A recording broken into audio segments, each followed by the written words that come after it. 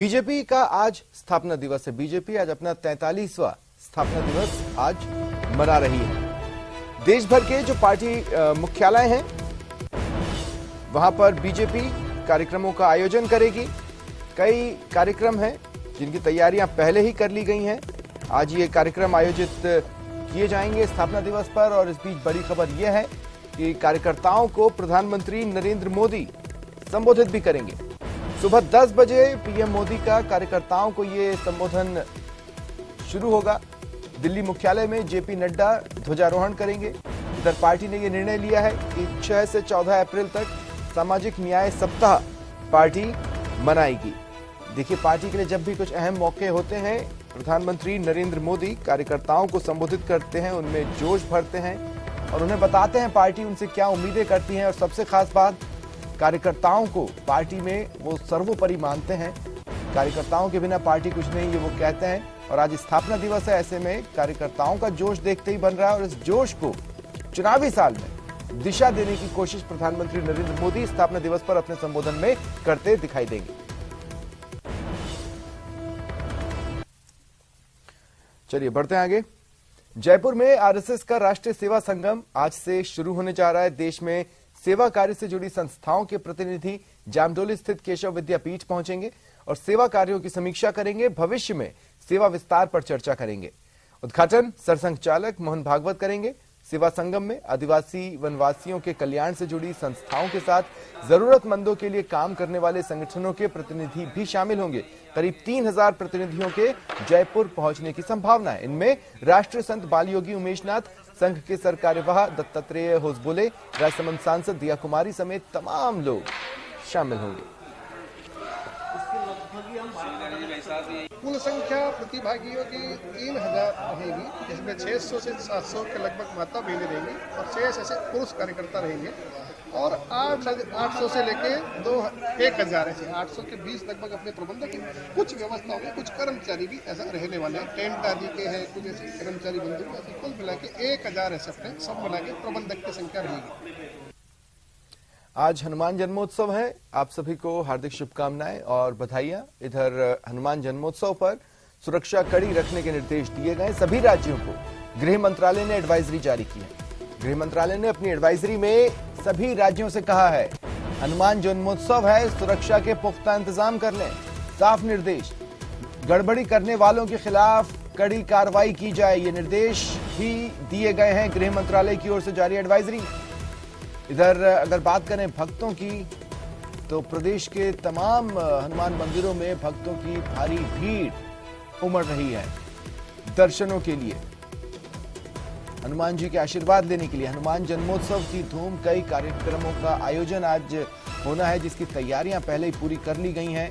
और ऐसे में कहीं कोई गड़बड़ ना हो, ऐसे में कहीं कोई समाज विरोधी गतिविधि को अंजाम न दी जाए, इस पर नजर रखी जाए, कड़ी नजर रखी जाए। और जो भी लोग गड़बड़ी करने की मंशा लेकर घूमते भी दिखें या गड़बड़ी करते दिखें, उनके खिलाफ कड़ी कार्रवाई हो, ये गृह मंत्रालय ने सभी राज्यों को सुनिश्चित करने को कहा है।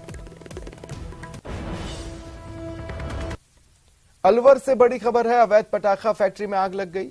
इस अग्निकांड में 3 बच्चे झुलसे हैं। तीनों को हायर सेंटर रेफर किया गया। थाना गाजी में ये पटाखा फैक्ट्री संचालित हो रही थी। भड़भूजा कॉलोनी के एक मकान में चल रही थी। अचानक धुएं और आग के बाद हड़कंप मच गया।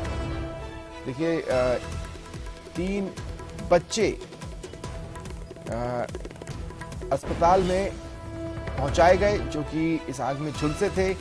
उनकी स्थिति को देखते हुए उन्हें अलवर रेफर किया गया है। पटाखा फैक्ट्री में आग लग गई थी। अब सवाल यह है कि आखिर ये बच्चे वहां क्या कर रहे थे, उसके आसपास थे या फैक्ट्री के अंदर। प्रशासन जांच कर रहा है। बड़ी खबर अलवर से।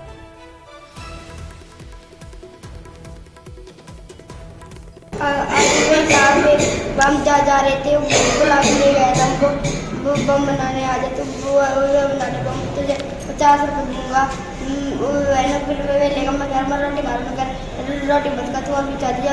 एकदम हमारा वेला बंद गया ताला, तो एकदम से आग लग गई। तो तुम रोज जाते हो कि पहली बार गए थे? रोज जाते हो वहाँ पे? 50 रुपए मिलते हैं। हाँ। और ये और जो कितने बच्चे काम करते हैं वहाँ पे? वहाँ पर बड़े बच्चे काम करते हैं। कितने? ना करते 10 बच्चे। 10 बच्चे काम करते हैं।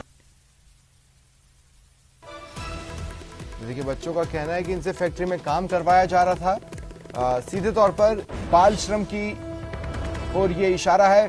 ज्यादा जानकारी के लिए बात करेंगे सहयोगी राजेंद्र से। राजेंद्र, क्या जानकारी है?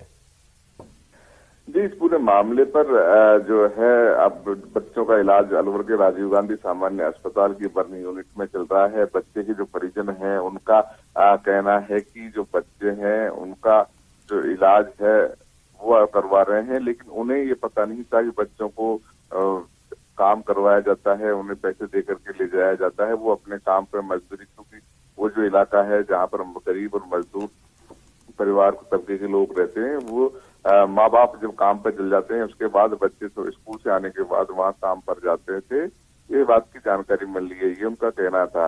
वहीं पुलिस से देर रात को बात हुई थी। थानाधिकारी का कहना है कि वो मामले की जांच कर रहे हैं, लेकिन मामले की जांच के नाम पर इस मामले में लिपापोती की जा रही थी। ना कोई मुकदमा दर्ज किया गया, ना बच्चों के बयान लिए गए। तो बड़ा सवाल ये है कि अलवर पुलिस देर रात तक इस पूरे मामले पर कोई कार्रवाई क्यों नहीं कर रही थी, ये बड़ा सवाल है। तो क्या इस वक्त तक भी कोई कार्रवाई नहीं हुई है? बाल श्रम के एंगल को पुलिस संज्ञान में भी नहीं लेना चाहती? क्योंकि पुलिस का जो एसएचओ रामजीलाल का कहना था कि मामले की जांच की जा रही है, जांच के बाद कार्रवाई की जाएगी कि वहां पर फैक्ट्री थी या नहीं थी, विस्फोट क्यों हुआ, ये पूरे जो मामले हैं उनकी जांच के बाद ही वो आगे कोई कार्रवाई करेंगे। इस तरीके की बातें जो पुलिस के द्वारा की जा रही, लेकिन उच्च अधिकारियों को इस मामले की जानकारी मिलने के बाद में अब गिरफ्तारी होती है, ये बड़ा सवाल है। ठीक है, शुक्रिया तमाम जानकारी के लिए।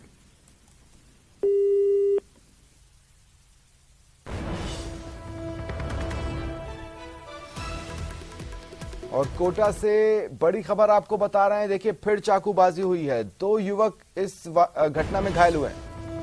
कोटा से बड़ी खबर, एक बार फिर चाकूबाजी की वारदात कानून व्यवस्था पर गंभीर सवाल खड़े कर रही है। 2 युवक घायल हुए हैं, दोनों युवकों को अस्पताल में भर्ती कराया गया है। बताया जा रहा है कि दोनों ने शराब पी और झगड़ा हुआ और दोनों ने एक दूसरे पर चाकू से वार कर दिए।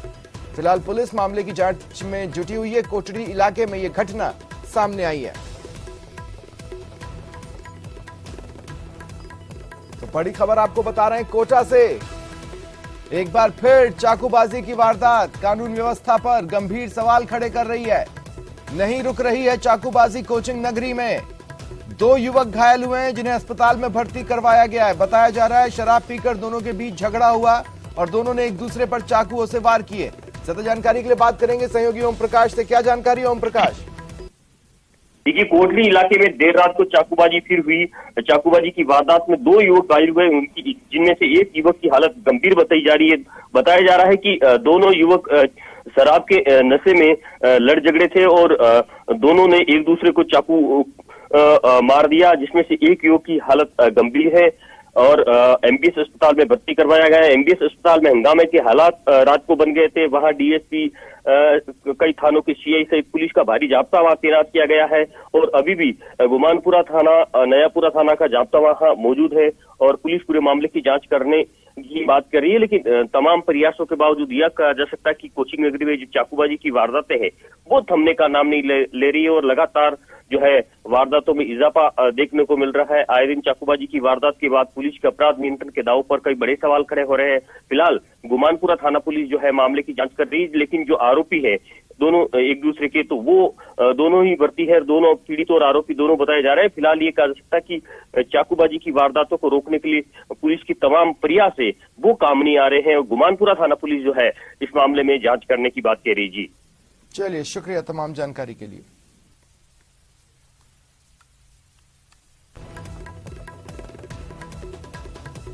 और सीकर से बड़ी खबर है, एक दिन पहले हुई 60 लाख की लूट का खुलासा हुआ है। पुलिस ने 11 बदमाशों को गिरफ्तार किया।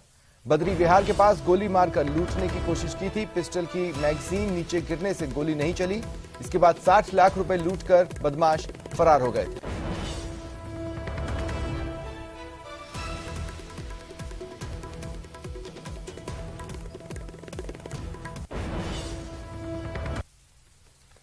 धौलपुर से बड़ी खबर, रास्ते को लेकर विवाद हुआ। कुछ दबंग लोगों ने रास्ता रोका। 1.5 दर्जन लोगों ने लाठी डंडों से हमला कर दिया।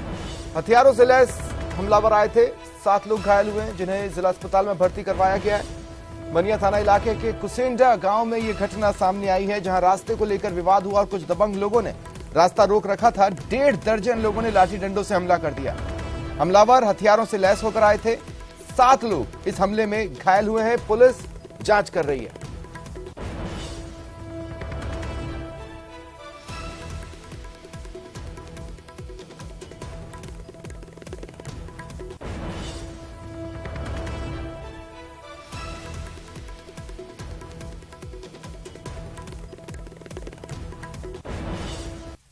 किसी भी इंसान की सबसे बड़ी कमजोरी उसके अपने होते हैं, उसके परिजन, और ये बात दुर्दांत अपराधी भी समझते हैं।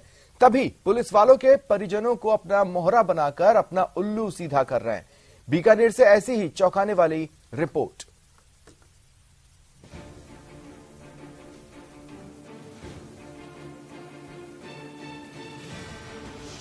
अपराधियों की मॉडस ऑपरेंडी पर चौंकाने वाला खुलासा। अपराधियों पर नकेल डालने वाले खुद बन रहे तमाशा। पुलिस कर्मियों के बच्चों को मोहरा बना रहे अपराधी। कानून की गिरफ्त में आए ये वो आरोपी हैं जो पुलिस को देखकर रास्ता नहीं बदलते थे, बल्कि गाड़ी रोकने वाले पुलिस के पास खुद जाकर उनसे बात करते थे। अपना परिचय पुलिस वाले के बेटे के रूप में देते थे। चूंकि बात सच होती थी, इसीलिए पुलिस इन युवकों को छोड़ देती थी। लेकिन हर बार कानून की आंखों में धूल झोंककर साफ बच निकलने वाले इस बार नहीं बच सके। बीकानेर पुलिस ने बदमाशों के इशारों पर काम करते दोनों युवकों को दबोच लिया। झुंझुनू पुलिस में कांस्टेबल और आरएसी की 3rd बटालियन में हेड कांस्टेबल के 2 बेटों को गिरफ्तार किया है और इन दोनों ही का संबंध जो है वो रोहित गोदारा के गुर्गों से पाया गया है। दरअसल पुलिस ने एक दिन पहले ही कार्रवाई करते हुए 4 लोगों को गिरफ्तार किया था, जिनके पास से 2 माउजर सहित 50 राउंड बुलेट्स बरामद की गई थी। बड़ी तादाद में ये हथियार इनसे बरामद किए गए थे और उन्हीं की निशानदेही पर पुलिस कर्मियों के इन दोनों बेटों की गिरफ्तारी की गई है। एसपी तेजस्विनी गौतम ने बताया कि रोहित गोदारा के गुर्गों के इशारे पर कुछ पुलिसकर्मियों के परिजनों की संलिप्तता की जानकारी मिली थी। पुलिसकर्मियों का परिजन होने के नाते नाकाबंदी के दौरान पुलिस भी चेकिंग नहीं करती थी, जिसका फायदा उठाकर ये लोग अवैध सामान की डिलीवरी बदमाशों तक कर दिया करते थे। ये एक हमारे लिए भी एक नया तरीके का चैलेंज है। जो भी हम अभी गैंग्स को पकड़ रहे हैं या गैंग्स के सपोर्टर्स को पकड़ रहे हैं, उसमें एक नया ट्रेंड हमें ये पता चला है कि पुलिस वालों के बच्चों को या पुलिस वालों के परिवारजनों को एज अ मोहरा बनाकर, उनको टूल बनाकर गैंगस्टर्स यूज कर रहे हैं। गौरतलब है कि एक दिन पहले ही पुलिस ने कार्रवाई करते हुए 4 बदमाशों को गिरफ्तार किया था, जिनका संबंध रोहित गोदारा के गुर्गों से था। पुलिस ने इनसे हथियारों का जखीरा बरामद किया था। जब भी पुलिस की नाकाबंदी होती थी तो चेकिंग के दौरान ये खुद को स्टाफ का बता करके निकल जाया करते थे और इसी का फायदा जो है रोहित गोदारा सरीखे हार्डकोर क्रिमिनल्स इनको अपना मोहरा बना करके उपयोग में ले रहे थे। इनके जरिए ही हथियारों की डिलीवरी जो है वो अपने गंतव्य स्थान पर करवाई जाती थी। बीकानेर से न्यूज 18 राजस्थान के लिए सहयोगी अलंकार गोस्वामी के साथ में मनीष दाधीच। चुनाव से पहले सचिन पायलट की नाराजगी खुलकर सामने आ रही है। पायलट ने कांग्रेस के संभाग स्तर के सम्मेलनों से सम्मानजनक दूरी बना ली है, जिसके सियासी मायने निकाले जाने लगे हैं। सचिन पायलट के भविष्य को लेकर अब प्रश्न चिन्ह खड़े किए जाने लगे हैं।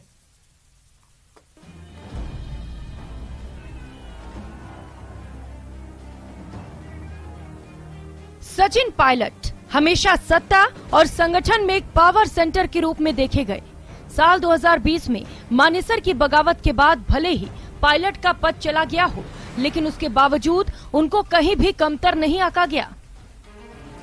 25 सितंबर 2022 को गहलोत गुट के विधायकों की बगावत के बाद तो समझा जाने लगा था कि पायलट और अधिक मजबूत होकर उभरेंगे, लेकिन उस घटना को जिस तरह से मुख्यमंत्री अशोक गहलोत ने संभाला, उससे अब सियासी हलकों में पायलट के भविष्य को लेकर ही सवाल खड़े होने लगे हैं। 28 मार्च से 1 अप्रैल के बीच संभाग स्तरीय सम्मेलन हुए। सभी विधायकों को उपस्थित रहने के लिए कहा गया था। सचिन पायलट किसी भी सम्मेलन में शामिल नहीं हुए, वो भी तब जब पायलट 29 मार्च से 1 अप्रैल तक जयपुर में ही मौजूद थे। राहुल के समर्थन में देश में 35 जगह पीसी हुई। आयोजित नेताओं की लिस्ट में भी पायलट को कोई जगह नहीं दी गई। प्रदेश में मुख्यमंत्री के बदलाव और गहलोत गुट के विधायकों की बगावत में नोटिस पा चुके नेताओं पर कार्रवाई की मांग को लेकर खुद पायलट और उनके समर्थक नेता कुछ माह पहले तक काफी सक्रिय नजर आ रहे थे, लेकिन अब ऐसा कहीं भी नहीं दिखाई दे रहा। उल्टा अब गहलोत गुट के नेताओं की बयानबाजी ज्यादा हो रही है। वहीं पिछले सप्ताह मीडिया को दिए गए पायलट के बयान से भी राजनीति के जानकारों का मानना है कि इस तरह का बयान देना कहीं न कहीं उनकी हताशा को दर्शाता है। आप भी सुनिए। सब चर्चाएं हो रही हैं, काम हम लोग कर रहे हैं। मुझे जो प्रदेश के बारे में, पार्टी के बारे में, सरकार के बारे में जो मुझे सुझाव देने थे, मैंने कांग्रेस की जो सेंट्रल लीडरशिप है उसको अच्छी तरह बताया है, समझाया है, उनको उन्होंने स्वीकार भी किया है, कुछ कदम उठाए भी हैं।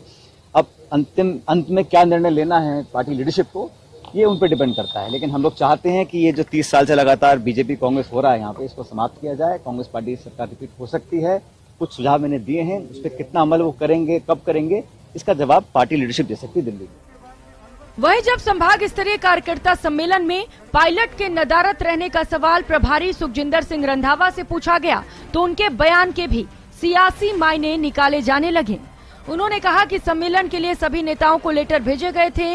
ये राहुल गांधी के समर्थन में कार्यक्रम था, जो नहीं आए उन्होंने मैसेज भी किए थे। उन्होंने कहा ये कोई बड़ी बात नहीं है। किसी भी संवाद के दौरे में आपके कार्यक्रम में सचिन पायलट की मौजूदगी नहीं। देखिए, ये तो हमने तो चिट्ठी भेजी और ये दौरा जो है राहुल जी का है कि राहुल गांधी जी का, वो कहीं और बिजी होंगे। उनका जो दूसरा जी अगर कोई नहीं आ सका तो उनके मैसेज भी आए हैं कि हम इस वजह से नहीं आए। मेरा ख्याल कि ऐसी कोई इतनी बड़ी बात नहीं है। एक और जहां सचिन संगठन के कार्यक्रमों में शामिल नहीं हो रहे हैं, तो वहीं दूसरी ओर सीएम अशोक गहलोत कार्यक्रमों में बढ़ चढ़कर हिस्सा ले रहे हैं। सीएम ने चुनावी साल में फ्रीबी घोषणाओं की झड़ी लगा रखी है। वो हर वर्ग समुदाय को खुश करने में लगे हैं। हालात ऐसे बन रहे हैं कि यदि इस साल के आखिरी में होने वाले चुनाव में सरकारें बदलने की रिवायत टूटती है और कांग्रेस को सरकार बनाने का मौका मिलता है, तब सीएम अशोक गहलोत निश्चित रूप से सफलता के श्रेय अपने ही ऐतिहासिक कामकाज को देंगे। चुनावी साल में सचिन पायलट का यूं पार्टी कार्यक्रमों से नदारत रहना, वहीं कुछ जगह पर पार्टी द्वारा पायलट को नजरअंदाज करना कई सियासी संभावनाओं को बल दे रहा है। वहीं सियासी हलकों में तो चर्चा ये भी है कि क्या सचिन पायलट का कांग्रेस से मोहभंग हो चला है। सचिन शर्मा, न्यूज़ 18, जयपुर। राजस्थान यूनिवर्सिटी के आयोजित हो रहे 18वें घूमर फेस्टिवल में पहुंचे राजस्थान पुलिस के एडीजी दिनेश एमएन ने छात्रों की क्लास लगाई और अपने जीवन के अनुभव साझा किए। दिनेश एमएन ने कहा, आज युवाओं को देखकर मुझे मेरी 30 साल पहले की जवानी याद आ रही। पहले कॉलेज में म्यूजिक, मस्ती, हार्ट ब्रेक, रिजेक्शन और अफेयर्स, ड्रामा सब होता था। आज भी है, लेकिन अब तरीका बदल गया। अब डिजिटल का दौर है। छात्र छात्राओं को नसीहत देते हुए पुष्पा स्टाइल में कहा, कई बार हम मेहनत करते हैं, असफलता हाथ लगती है, लेकिन असफल वो है जो लड़ता नहीं।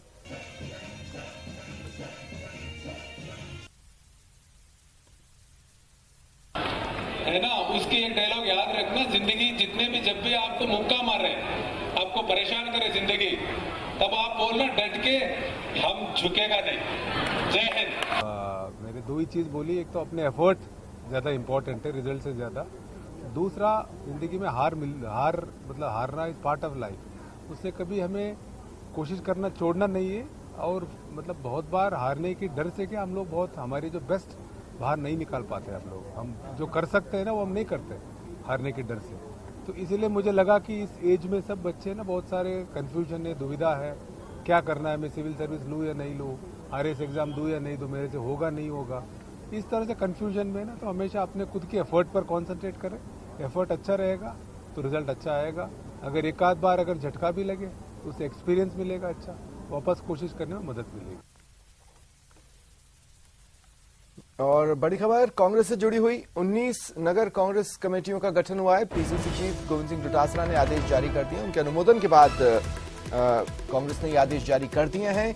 19 नगर कांग्रेस की कमेटियों का गठन किया गया है। पीसीसी चीफ डोटासरा के अनुमोदन के बाद ये आदेश जारी कर दिए गए।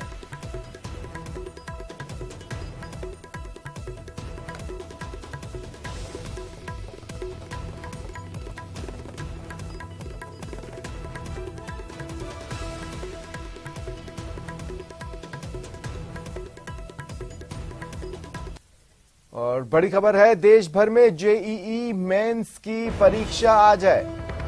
देखिए बड़ी खबर, देश भर में जेईई मेंस की परीक्षा आज होनी है। 9,40,000 से ज्यादा उम्मीदवार हैं जो कि परीक्षा देंगे। 2 पालियों में 2 शिफ्टों में यह परीक्षा होगी। 1 घंटे पहले एंट्री, पहली शिफ्ट जो है वो सुबह 9 से दोपहर 12 बजे तक और दूसरी दोपहर 3 से शाम 6 बजे तक। राजस्थान के 17 शहरों में जेईई मेंस की परीक्षा का आयोजन होना है।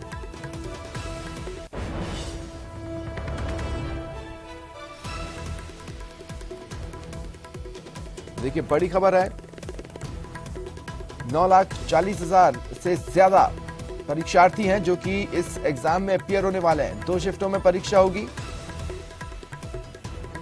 हाल के दिनों में प्रदेश में कोरोना के मामले तेजी से बढ़े हैं। पिछले 1 महीने में 556 नए केसेस आए, वहीं 9 लोगों की मौत हो गई। सीएम गहलोत, पूर्व सीएम राजे के बाद पीसीसी चीफ डोटासरा भी पॉजिटिव मिले हैं।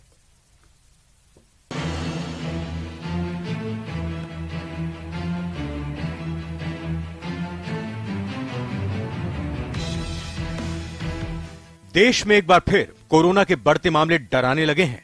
हर बीतते दिन के साथ नए मामलों में बढ़ोतरी के और मौत के आंकड़े बढ़ते जा रहे हैं। स्वास्थ्य मंत्रालय के आंकड़े के अनुसार मंगलवार को देश भर में 4,435 नए मामले दर्ज किए गए, जबकि 15 की जान चली गई। बढ़ते मामलों के बावजूद जहां लोग कोरोना के प्रोटोकॉल का पालन नहीं कर रहे हैं, वहीं प्रदेश में सैंपलिंग भी कम हो रही है। आइए ग्राफिक्स के जरिए बताते हैं कि पिछले 7 दिनों में सैंपल और पॉजिटिव केस का रिपोर्ट कार्ड क्या रहा।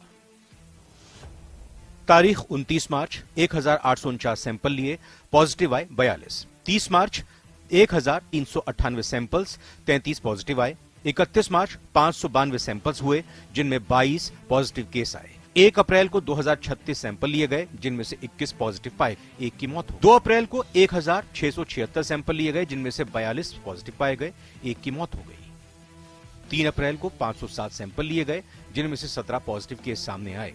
4 अप्रैल को 949 सैंपल्स हुए, जबकि 29 केस इनमें से पॉजिटिव पाए गए। पिछले 1 महीने के दौरान प्रदेश में 566 पॉजिटिव केस आए हैं, तो 9 लोगों की कोरोना से मौत हो गई है। लेकिन हाल के दिनों में कोरोना के मामले बढ़ते नजर आ रहे हैं। हालांकि चिकित्सकों का कहना है कि मामले जरूर बढ़ रहे हैं, लेकिन ज्यादा चिंता की बात नहीं है। हाल में आ रहे पॉजिटिव मामलों में कॉमन फ्लू या वायरल जैसे लक्षणों के साथ आ रहे हैं। अभी कोरोना के मामलों में तीव्रता देखने को नहीं मिल रही है। कि निश्चित रूप से कोरोना के केस बढ़ने लगे, लेकिन इसमें चिंता का विषय बहुत ज़्यादा नहीं है। आपको सावधानी बरतने की जरूरत है। अभी जो कोरोना के केसेस आ रहे हैं वो सिंपल वायरल फीवर या कॉमन फ्लू लाइक सिम्टम्स करके आ रहे हैं, खांसी, जुकाम, बुखार। बस इसमें देखने को क्या है कि जो खांसी है वो कई बार 8-10-15 दिन रह जाती है, बुखार 4 से 5 दिन रहता है।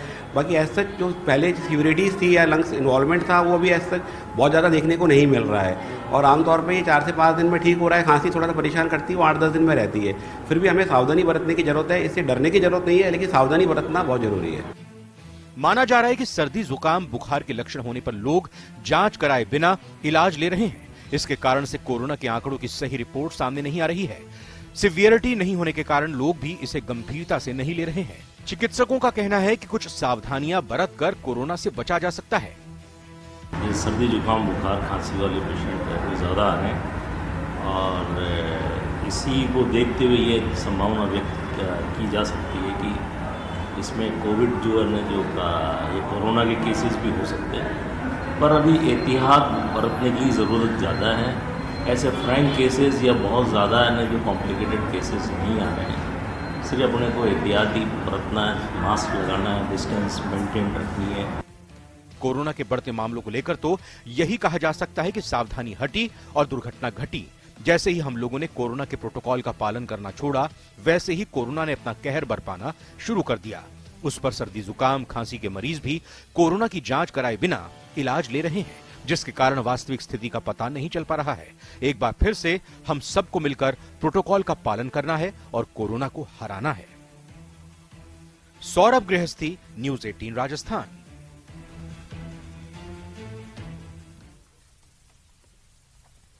चलिए बढ़ते आगे। एनसीबी टीम ने गुजरात के डीसा से बाड़मेर और सांचौर में नशीली प्रतिबंधित दवाइयां सप्लाई करने वाले एक आरोपी को गिरफ्तार किया। टीम ने बुधवार को उसे बाड़मेर कोर्ट में पेश किया। आरोपी को जेल भेज दिया गया। एनसीबी ने ड्रग्स के हब के रूप में स्थापित हो रहे बाड़मेर को लेकर चिंता व्यक्त की है।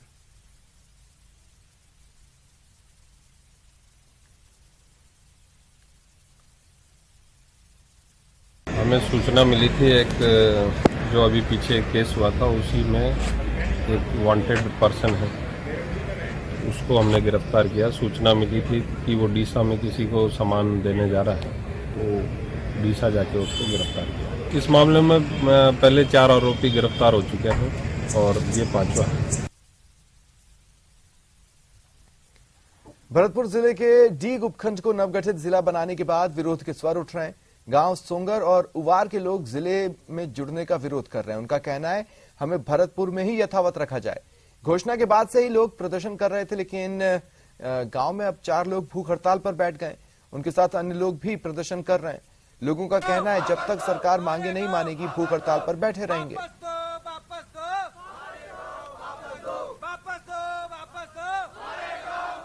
कब तक ये हड़ताल आपके द्वारा जारी रहेगी? जब तक रहेगी हमारी मांग मानी नहीं जाएगी।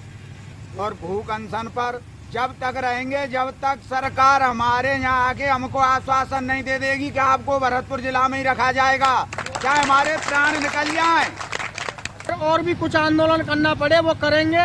और सरकार को हम यह संदेश देना चाहते हैं भूख हड़ताल के जरिए से कि सरकार जब तक हमारी मांग को पूरा ना करेगी तब तक चाहे कुछ भी करना पड़े हम ये अनशन खत्म नहीं करेंगे।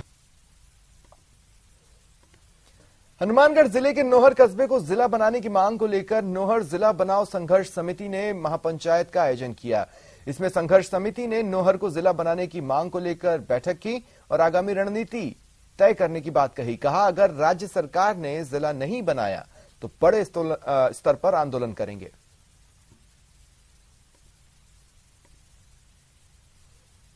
नोहर की पात्रता होते हुए नोहर को जिला सर्जन से वंचित किया गया है।